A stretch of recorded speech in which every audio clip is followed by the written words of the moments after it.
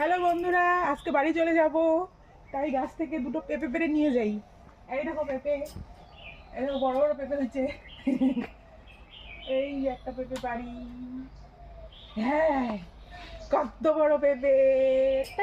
আরেকটা বাড়ি মা, এই যে আরেকটা পেঁপে পারবো নাও নিয়ে আসবে। আর নিয়ে পেঁপের মজাই আলাদা, যতই কিনে খাই সেই সুন্দর পেঁপে। দেখো দুইটা।